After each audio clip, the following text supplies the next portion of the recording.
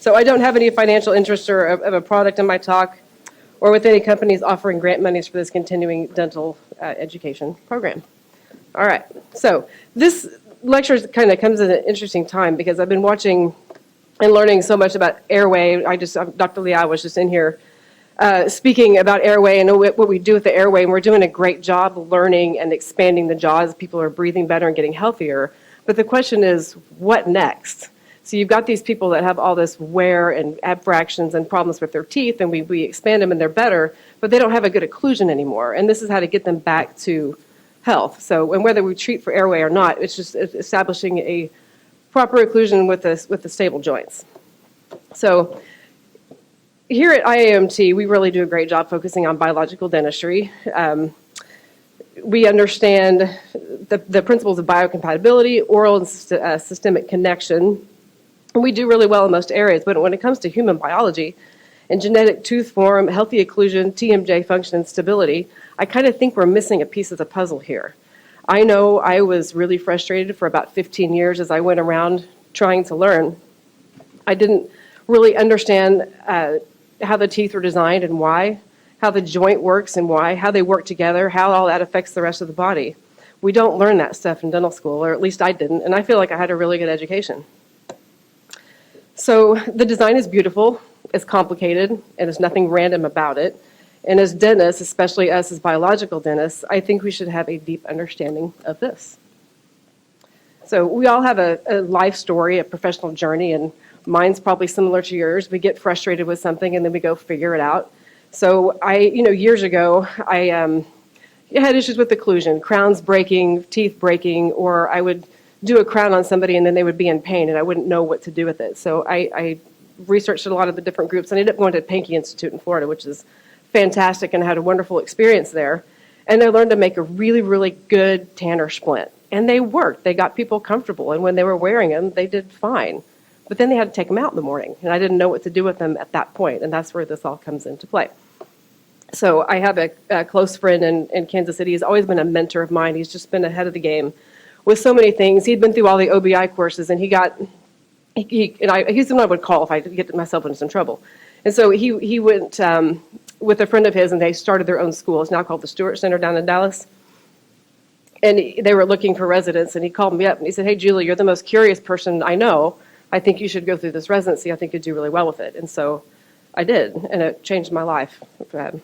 So what equips us to handle these kinds of patients? I found myself unable to treat this, and we see this stuff every single day. This is your Monday morning patient, right? They've got some wear, they've got maybe a little bit of decay, some recession. It's everyday stuff, and I got really tired of not knowing what to do with it. So that's where the Stewart Center came into play. So this is disease. We see this every single day. We've got wear, we've got broken porcelain, we've got infection, we've got porcelain that won't stay in. That anterior bridge kept breaking and breaking and breaking. But we typically treat is cavities, gum disease, extractions, some ortho, that kind of stuff. We don't tend to look at the system breakdown as a whole. So this is what we're taught to do. We put crash helmets on teeth. So number 18's already got a crash helmet. 30 and 31 are going to get a crash helmet. And this has all been happening under the supervision of a dentist over, probably many, many years. And, not every patient is going to accept occlusal therapy at this level, and that's okay. I just think they should have the choice and, be presented with some options for them. And so this is the analogy I use with my patients a lot with a bicycle. I say you can get on a bike with a little bit of a bent wheel, and you're probably going to fall off, and you're going to break your arm, and you're going to put a cast on it. You get right back on the same bike again, you're going to fall off again, you're going to break another arm, you're going to get another cast. So until you really fix the system and figure out where that bent wheel is, you're going to keep crashing and falling and having problems, and things will get worse. The spokes are going to come off, the chain's going to fall off, it just continues to crash and burn. So we've got to ask what's going on then with the joints, the airway, the teeth, the whole chewing system. So one of my favorite quotes is, stay curious. And I think most of us in this room are really good at staying curious. And so who are these people in our practices? They come in with multiple bite adjustments. You do a filling or a crown, it's high. They come back in a week, you adjust it again, it was high. You didn't miss it last time. You had them really, really squeeze and grind on that paper, and they're back in a week, and the thing is high again, and you're wondering, what the heck am I doing? The patient's thinking I'm nuts. They crack teeth and porcelain. That anterior filling that refuses to stay in, and the patient asks you if you have stronger glue. The crowns that keep coming off, or even bridges that keep coming off, and you've got enough retention there, but the crown just won't stay on there. Or anterior wear, posterior wear, or both. I never understood anterior wear. Posterior, I could kind of figure the grinding, but we don't grind our front teeth, right? Second molar crown preps. Anybody ever get that phone call from the lab and they wonder why you didn't prep the occlusal surface of number 2 enough? And you know you did, but in the lab, they've got no space in there. What's happening? There's something going on in the joint. So jaw pain and headaches after dental work, this has probably happened to you too. You do some crown on a patient, they were perfectly healthy, and now all of a sudden they are in horrific pain. They got headaches, jaw pain, whatever. So you're not an idiot with this stuff, you know that. You just didn't see the signs and implement your favorite CYA techniques before you started. So what do? Who do you refer to? And that's where I had my friend Craig, but I was tired of needing my friend Craig. So usually with these patients, we give them a night guard and just hope they do better, right? So this is Joni. She was a patient I saw many years ago now. She came in because she wanted an implant in number 3. So I'm like, okay, we could do that. Actually, she wanted a bridge, which is even worse. So we talked about implants, but so I look around and I'm like, what's going on? What happened to number 3? It was a root fracture after a failed endo. And then we look around a little bit more and we see crowns on all of the first molars. They all had endo and they all had a history of fracturing. And so my question now is, what's going to happen to those other teeth? Should we stop and say, hey, hang on, maybe we should deal with the broken down system here? So I explained it to her and she was good to go. It made a lot of sense. You can clue in on a lot of different things here. Flat canines, incisal wear, passive eruption of those lower anteriors, history of root fracture, crowns at all the first molars. We've got dagger cusps hanging down. We've got scalloping of the tongue, obviously some airway issues. I didn't understand that at the time, but she probably does have an airway issue. Or we'll see something like this. This woman had this bridge, this porcelain bridge, and that little incisal edge kept breaking off. And so I've got a choice. I want to replace that bridge, but what's going on in the lower teeth? We've got a really big problem there. Those are severely wearing down. I don't want to crown them. I don't want to put veneers on them. I want to do something more conservative with them, but I can't because she doesn't have a stable bite. She's going to knock off anything I put in there, guaranteed. I don't want to be married to that case at all. And I certainly don't want to crown every single tooth in that head. And so what about VDO? I mean, you go to all these different places and they all say, oh, just raise the VDO. I don't know about you, but that scared me to death. And I didn't trust myself with that for anything. It was scary. It was mystical. It was only for the gurus out there, right? Just the guys that are up there lecturing. So, I mean, you know at some level, you don't want to be married to these cases either. On the right side there, that was a 16-year-old girl with a severe vertical occlusion issue. There's a ton of choices out there. We've all done the research. We've got LVI, Pankey, Coyce, Dawson, Spear. The list goes on. And I think they're all really good programs, but I think a lot of them are missing the what's next. So you might be able to get somebody comfortable in a night guard, but what's next? Or something like LVI, where they're really going to teach you to put a crown in every single tooth. And that's just really destructive, and that just never sat well with me, and I absolutely refuse to do it. And to further complicate things, now we're dealing with breathing, and it's so great to see this. Patients are getting healthier and better, but it does complicate the situation. And where do you go here? We just had Dr. Liao, we've had speakers this week. And if you're like me, you might feel a little bit frustrated. So we're going to be talking about taking bigger cases and getting a final result. And I'm going to use a golf analogy to get us there. And so if we're thinking about getting to the end, that's where we start talking about these airway cases and expansion. We got to think about where are we going to be when we're done with the expansion. We got to picture the absolute end. And for me, in a lot of cases, we're just part of the way there. So golf analogy here. The ultimate goal is to put the ball in the cup, right? And what does it look like when we, as biologically centered dental physicians, put the ball in the cup? We have a healthy, functional airway. We have stable asymptomatic TMJ, an ideal interarch relationship, an ideal vertical dimension of occlusion, a class 1 occlusion with pristine centric contacts, anterior proprioceptive guidance has been established, optimal aesthetics both intraorally and extraorally, and a system that is phonetically, aesthetically, and functionally stable. So sometimes you're starting from the red tees 175 yards out. You may have a 5-iron at a putter. That's joint stabilization, and then some minor restorative. Not too difficult. Sometimes you're starting from the pro tee box on a par 5 hole, and you're 600 yards from the green. You've got a driver, hybrid, iron, pitching wedge, and a putter. Tongue tie release, myofascial treatment, expansion, joint stabilization, ortho, restorative, it's a whole lot. They're very different cases, and they require a different approach. But for both, this is the ultimate goal, to get the ball in the cup. So we're talking about the finessing, the very, very ending part of this situation. A healthy airway and a functional, comfortable occlusion. So today our focus is on joint stabilization and occlusion, or becoming a professional putter. So what makes a healthy stomatognathing system? What does it even look like? Well, you could ask Dr. Bob Lee, or used to, you could. Dr. Lee studied health, and he wanted to know what made people healthy. So he didn't want to replicate disease. He figured out what was absolute health. And he found that there was, at the time, this is a while ago, so airway wasn't a situation yet, but unworn, pristine teeth, proprioceptive anterior guidance, and stable condyles. And that's what everybody had those things in common when they had no wear, no abfractions, no problems in their mouth. They had all three of those things. But what we tend to do as dentists is we tend to look at treating symptoms, just like a lot of MDs. And I think with TMJ, we do this a lot with people in a night guard. But regardless of the style of a night guard you use, any appliance that is worn only at night is only just treating the symptoms. There's all different types of appliance. There's upper, lower, soft, hard, anterior only, posterior only. They can be all kinds of different things. And I think they can all work in some people, but I definitely have a preference for the type that I make that I'll be telling you about. When I was going through Pankey, I got into a study club, and one of the leader of that study club, we were working on these Tanner splits. We would meet twice a year out in Nashville, had a great time, and we would adjust Tanner splits on a model for the weekend. It was kind of fun. And then he said something one day that really woke me up. He said, we're not really treating anything. We're only slowing down the destruction.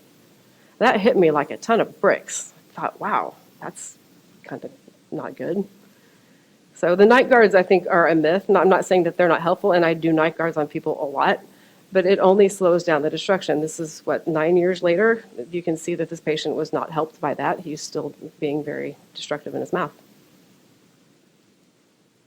And so what we typically do if we're doing night guards is we're just managing. We're not actually treating an unstable chewing system as a whole. And what does this look like? This is a bite splint that's worn only at night. It may improve the symptoms, but it does not address the cause. It will cover up symptoms at night, but the breakdown of the teeth, joints, and muscles will absolutely continue. The teeth can still break. You guys have all seen this. I've seen it. I had them in night guard. They're super happy, comfortable, and they show up with a broken molar on Monday morning. And you're saying, did you wear your night guard? Yeah, I've been wearing it, and it's broken. They have repeated chiropractic, massage therapy, stress management, pain management. When I get people really comfortable into a splint, they don't need their chiropractors anymore, and I'll tell them that. I'm like, well, you might want to just go tell your chiropractor, after this is. I work with them during the process, but then at the end, you're not going to need them anymore. And the chiropractors will tell the patients that you feel different. I adjust your spine now or your neck, and the adjustment holds. They feel way better, and the chiropractors are very thankful. So we're looking at 4 important attributes found to exist in a healthy, natural chewing system, independent of ethnicity, gender, nationality, and even age. We're not supposed to wear down and have flat teeth when we're older. And what are those 4 keys? The first one is a patent open airway, a stable TMJ, biological tooth shape and form, and then a stable inner arch relationship with anterior proprioceptive guidance. And we'll talk more about that. So key number 1 is optimal airway. And we're not really going to go into airway here, but like I was saying earlier, my point is what we do after we deal with the airway. But it is the most important key in stabilizing a joint and keeping everybody happy and healthy. And so you've done your DNA, you've done whatever appliance you're using, but the question is, now what? So we've got pre-DNA treatment, post-DNA treatment, beautiful wide arches. But now we have a messed up occlusion. Things don't touch, teeth are still worn, we don't have canine guidance, we don't have any of the things that make a chewing system biologically functional. So let's look at key number 2. So what does a stable TMJ skeletal alignment look like anyway? So this is a demonstration of a biologically normal skeleton as we're designed to function. I call it dental nirvana, and I hardly ever see it. All the teeth are touching front and back, the condyle seated in a stable position, braced by bone. That orange up there is just the disc. The green line just says that everything is lined up. And I show these videos to my patients because they're very simple and they can understand them. So when we open it a little bit, that's called rotation, about 22 millimeters, and then it stops. And it's like opening and closing a door. You know that door is going to touch in the exact same place every single time. There's no doubt. When we open wider, we have translation, and then it comes back and it rotates right back into place. And so that's why we can maintain centric contacts. When everything's working properly in the joint, there's no moving around with where the teeth are going to touch. So here's a human model of this. I love this video. So you can see the biconcave disc in there coming forward and then back, and then it rotates right back into occlusion.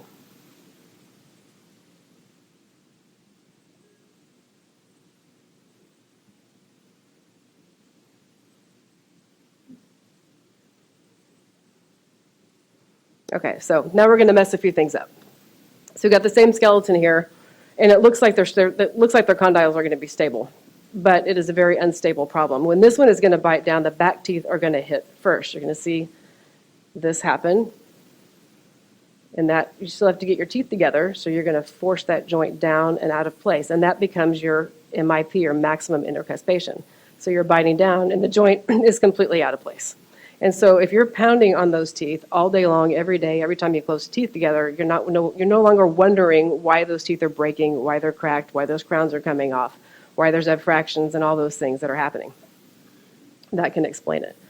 So the other thing that's happening, if you notice that disc is now pulled forward, that disc is connected to the lateral pterygoid, and it pulls that forward. And in this situation, that muscle never, ever gets to rest, so that disc stays forward, which then impedes the opening. And if you ever wonder what clicking and popping look like, I'll show you.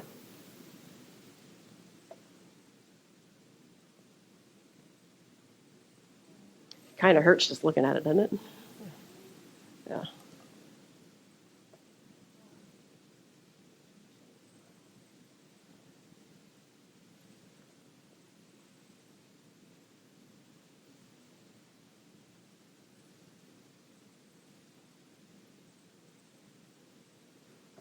Okay, so this also looks like a stable seated joint until the posterior teeth come in contact. And this is where we're going to be talking about proprioception, which is really the key to understand here and how the brain works. So the brain, the skin, the teeth, they all develop embryologically through the neural crest. So they're very, very tightly connected, and your brain is very, very protective of your teeth. And it's not going to let you come down and smack one spot.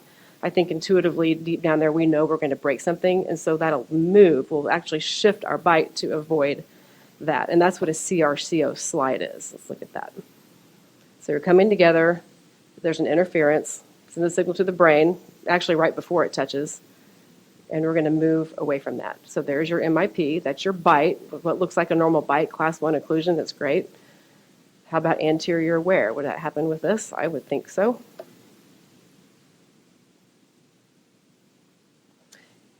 And that upper belly of that lateral pterygoid does not ever relax, so that disc is staying forward as well. So we have a stable joint and an unstable joint. Both of them are in MIP, and they both look pretty darn good if you're just looking at how the teeth come together. If you don't have the joint mixed into the discussion or the understanding, then you're going to be missing lots of things. So natural tooth form. This is... I love natural tooth form. I love pointy cusps. I don't like the flat things. The things that are now cool in Hollywood, I don't like it. As biological dentists, I think we should mimic the biological system as designed as closely as possible. The interproximal contact should be in the right spot, not too long. But how often do we see this?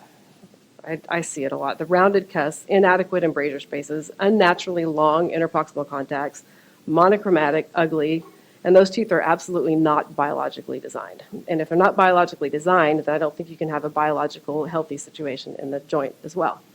We are designed to have sharp cusp tips for a reason, proper embrasure spaces, beautiful contacts, and these are teeth and how they're designed to be.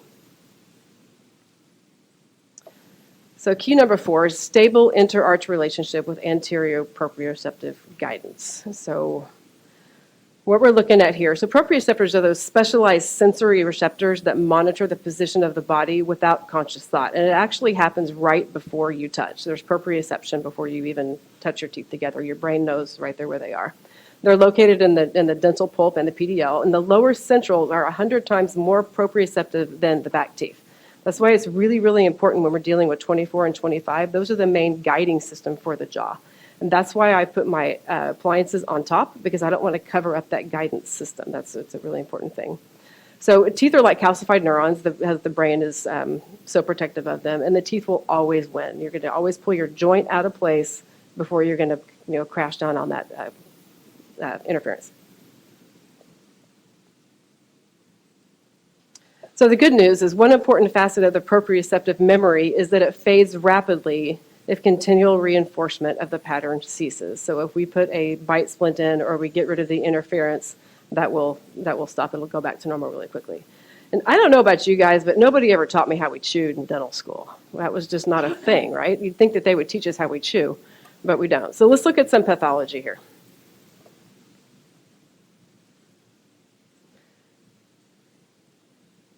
So the source of this patient's problem is, there's a lot of things going on here. Why are the canines worn? Well, we can see why now. Why is the enamel breaking down? Well, that's pretty obvious now.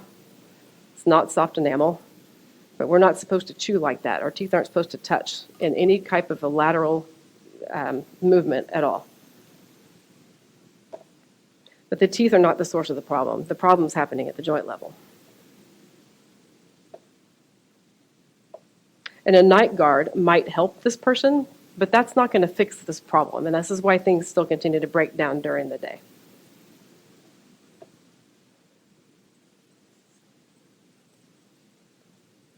So let's look at health. This is how we're supposed to chew. The teeth don't touch until the very last moment in a vertical movement only. Nothing else is touching. And this patient was restored with these techniques that I'm getting ready to tell you about.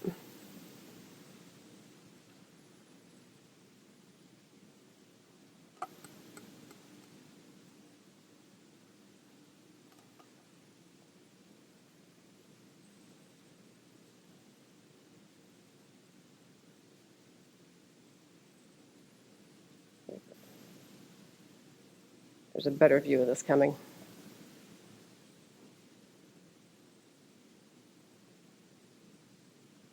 It's nice, isn't it?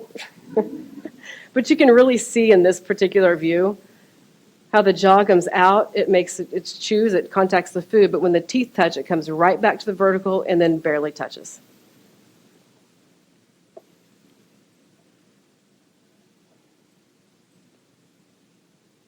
So that patient was restored with all composite, and I think it's time for a different paradigm. Let's call them what it is. It's enamel amputation when you take a case like this and you just cut the teeth down. Unless they have massive cavities, caries, something like that where they all need a crown anyway, I would never want to change somebody's bite by having to crown every single tooth in their head. And how many doctors are truly qualified to do that? I can't think of very many at all. I think that's very rare. And how many patients have 70 grand laying around for them to give to you? I don't think there's very many out there, and I think that's just a lot of money. So there's a lot of reasons I'm not interested in doing any of this type of work. So let's think like the conservative biological dentists that we are and replicate biological principles. This case here was a 16-year-old boy. He had all kinds of joint problems, headaches, couldn't open past rotation or that first 22 millimeters because his disc was in the way. I completely stabilized his joints and then restored him in some flowable composite. So how do we get from here to here? And that is all composite, same thing. This is a woman, she was probably 40.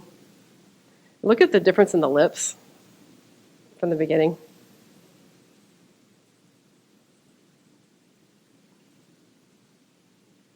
We get there conservatively using biological principles. And how do we do that? We start by using what we call a condylar centering orthotic, or a C2O. It's basically physical therapy for the jaw.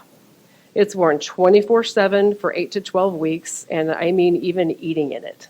They need to, every time the teeth touch, we don't want to reinforce that brain to think that there's a problem there, or the joint will start moving out of place again. So we've got to leave it in there absolutely 24/7. It takes about 8 to 12 weeks. I've gotten people stable in 4, and some people take a little bit longer. I adjust it every week, because what happens is that joint starts to move back. We got to create the space on the back of that splint, just a little bit, to allow that to go back. So I see them every week for about 20 minutes and make those adjustments. It centers and stabilizes the joint. The symptoms disappear, and that's a critical thing too. I wouldn't do a restorative anything on anybody in this situation if they still have symptoms. So this is a therapeutic thing. It's also diagnostic. But if they've got pain or any symptoms, we are not stabilizing, or we're not moving forward with any type of restorative work at all. It's got canine and protrusive guidance. So once again, we're replicating a normal biological situation here. So if you don't have an anterior part of your splint, you're not going to have the proprioception with the lower anterior teeth. You're not going to have any guidance, and those aren't natural things for the jaw to heal. Has to be completely interference-free, so it's really important that it's a very, very flat surface.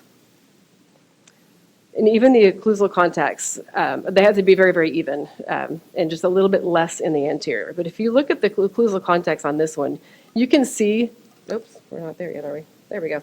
You can see the anterior ones are a little bit lighter than the posterior, and you can see where the canine guidance is, and I call those racing stripes. That's where 24 and 25 are going in the front. Then you've got premolar, mesial buccal cusp of the first molar on the lower, and the mesial buccal cusp of the second molar on the lower. We don't have distal buccal cusps in there at all. Those aren't natural contacts, so we don't put them in there. So it's really important that these are meticulously adjusted, and it takes some time to learn to do that. It's not particularly easy to do, but it's definitely possible. So a properly made appliance has to be very, very flat. So you've got to use one of those barrel burrs. You don't want to use one of those, rounder burrs, or you'll end up with a concave, situation in there. So it has to be permissive. So when these guards are in there, I'm not pushing the joint, I'm not pulling the joint, I'm not doing anything to the joint. I am just removing interferences, allowing the muscles to relax so that joint can go back what I call home. It never forces muscle into protrusive or any eccentric contraction at all. It never incites hyperactivity of the muscles, and it creates an environment for healing. And patients love these things. Once you put them in there and say they've never had anterior contact, or they've got things all messed up in there, you put this in there, and sometimes they leave feeling better already. Just immediate relief. It follows the contour of the lip line and teeth. And, it's difficult for the patients to wear them. I've done this on doctors, lawyers, teachers, and all different kinds of professions, and they just deal with it. They just know it's temporary, we're going to get through it, and it's going to be okay. But once they start wearing it, and once their bite starts to change a little bit, they really, really don't want to take it out. It feels good. I call it an adult pacifier. So here's how this works. We've got an unstable joint. We fool the brain into thinking that there's no interferences in there that are in there, and that joint will gradually go back during that 8 to 12 week period, however long that is. You take the bite splint out, and now you've got that interference right back into play. So at this point, if you don't do something with the rest of the occlusion and make everything touch with the centric contacts, then you're going to go right back to where you were. So I wish it were this easy. I wish I could just wave a magic wand and put cusp tips and incisal ledges back on. It usually takes me about a day and a half to get this done, tooth by tooth. So how does this work in real life? Let's look. This patient suffers from headaches and facial muscle pain due to a bad bite. You can see how when the patient puts her jaw out to the right and left, the jaw shakes, the muscles are very tense and hyperactive. This is very painful, causing chronic headaches, facial pain. Now, this can be treated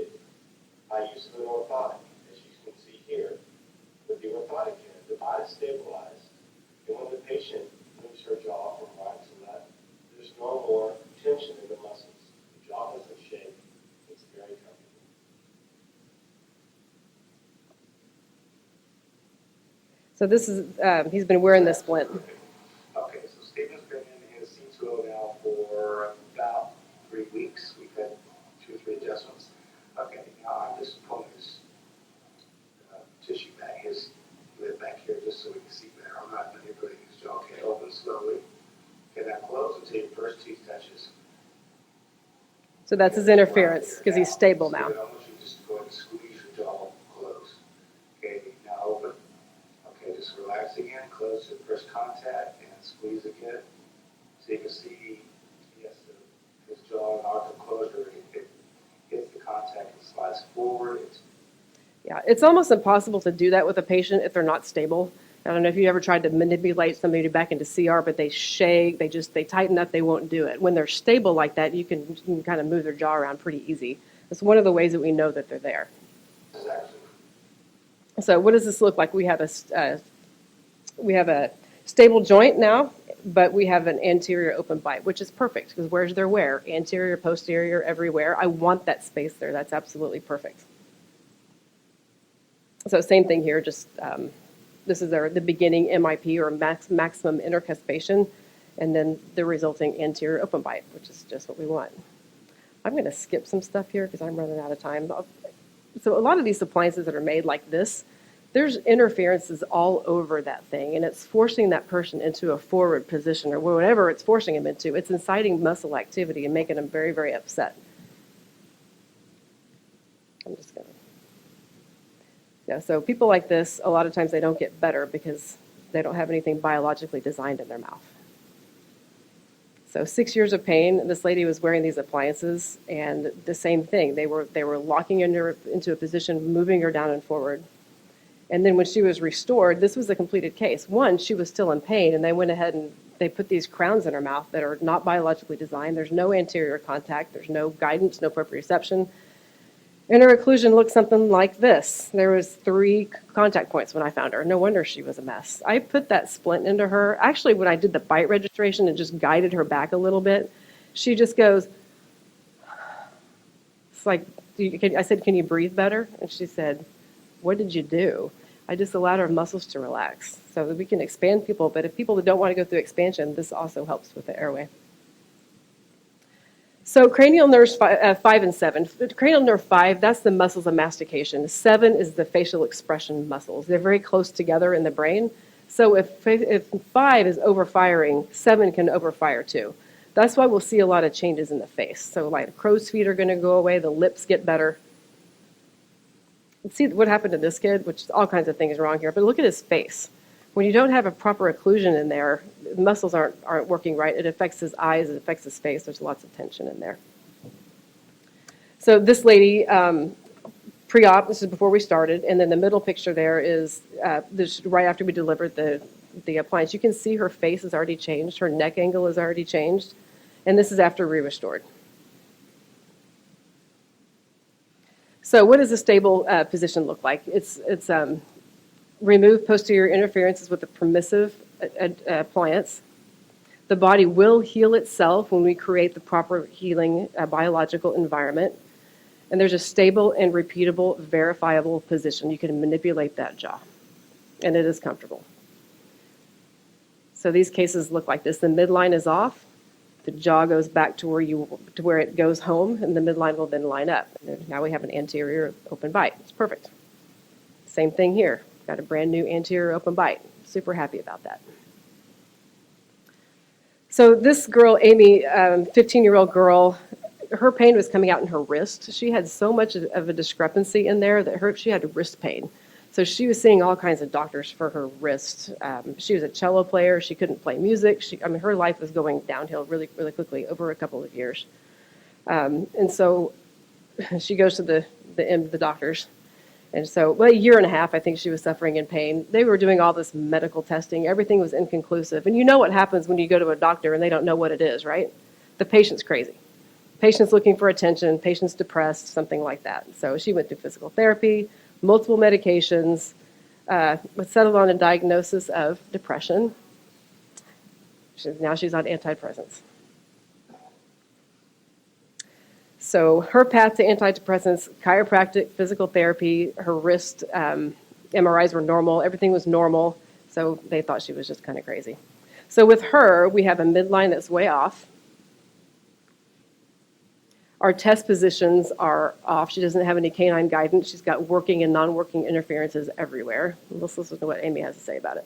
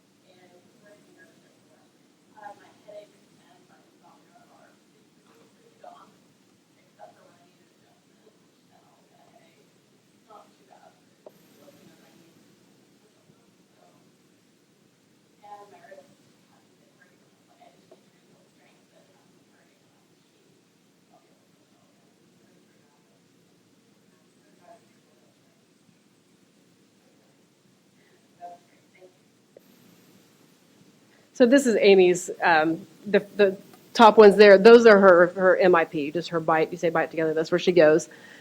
The middle one there, we call that CR du jour. And that's when you're just kind of manipulating him back where you go. And that's what we kind of learn to do when we're going to, put somebody into a certain bite. If we're going to change their bite or do all these crowns, we put them into CR. But when you stabilize them with one of these appliances and get them on the hinge, look at the difference on how much more they open up. So if you restore here, there's still problems. You've got to be here. And so what we do now that we've got this open bite issue is we wax that in with all the biological principles of these teeth, and then we can restore with flowable composite. So when the system is in harmony and the teeth are touching exactly like they're supposed to, they don't crash down, flowable composite absolutely works. So we make this, it's called a Lumalock tray, and we put some holes in it so we can get the tip of that flowable in there. And we just inject it in, one tooth at a time. And this is our finished result. I didn't get her numb. I didn't cut anything. I didn't do anything destructive. I just stabilized her. I got her healthy and out of pain and then rebuilt her bite.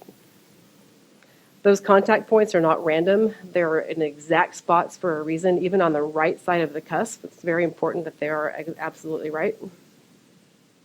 Look at the difference in her face. I mean, you can see that we added some length to her teeth, not a lot, but she was really sick when she came to me, and she was really well after that. The same thing, the eyes are opening, and that's all that facial nerve, cranial nerve number 7. And the lips. I didn't do anything with their gums or with their lips, but when that cranial nerve number 7 calmed down, her lips then properly framed her mouth. Just more befores and afters, and here's her in the front. We'll see head tilts go away. This girl was interesting too. She had a lot of wear, a lot of short teeth, opened up huge. And you can see the interference. This is a mounted stable model right here. And you can see the interference back there at 2 and 31. And she opened up, I don't remember how many millimeters it was now, but almost 5 millimeters in the front. That's a ton. And so we filled that in with wax, and then I put it in. And look at the difference in her face, and her concave nose to chin, her neck angle. She breathes better. Everything was much better with her. That was 4 months from beginning to end. And same thing with her. I didn't have to get her numb. I didn't cut anything. I did nothing destructive at all. Same thing here. The head tilt's gone away. This is the same patient, and this was all done in composite.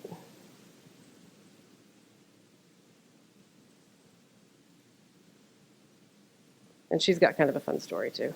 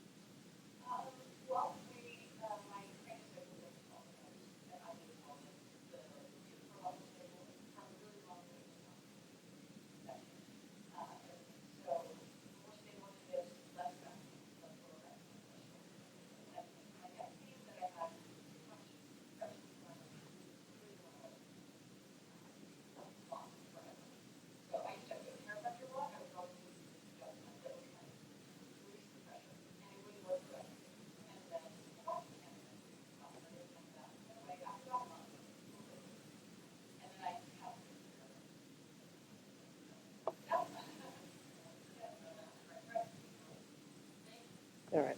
So she's got a really good story. And you'll just see these over and over again. The head tilts are going away. The eyes are opening wider. And I added a little bit of tooth structure here, not a ton, not a huge change. This lady could hardly smile. It took every muscle in her face to make a smile. And once we restored her teeth, her face can relax and she can smile normally. You'll see it again and again in the face and in the eyes. So airway is a big deal, but it's not the only deal out there. We've got important work to do. I mean, this lady literally said, I wish I could have paid you more. She was so happy. And she had this big bridge that kept coming off. It was like a 4-unit lower right bridge. Her temporary stayed on just fine after I got her stable. The real bridge wouldn't stay on, but the temporary was good. So it makes a huge difference. So we're looking at a biologically designed minimal stress occlusion. It's permissive. It never forces muscles into protrusive or any eccentric contraction. And it permits the entire range of the somatognathous system to function harmoniously with no excessive demands placed on the joints, ligaments, neuromuscular system, or teeth. Symptomatic treatment will not correct what's wrong. Night guards in all shapes and sizes are always symptomatic treatment only. They never leave the system in a state of harmony that will foster healing and maintain health. And most dentists only treat the symptoms. As biologically thinking dentists, we can and should do better than that. Almost all post-expansion cases should be finished using these biological principles. Okay. So I learned all of this, which is now called the Stewart Center. It's in Dallas, Texas. That's Hal Stewart and my friend Craig Harry, the one in Kansas City. It's the stewartcenter.com. It takes about a year to go through their residency program. It comes in different chunks. And they're offering their foundations course. You can take it online, and it's free. They know that IAOMT is going to be here, and so you just go to the stewartcenter.com, and you can do the fundamentals course. It's I can't remember how many hours it is, but it's a really, really good foundation. It's what I did, but a much closer view of how this all works. So there we go.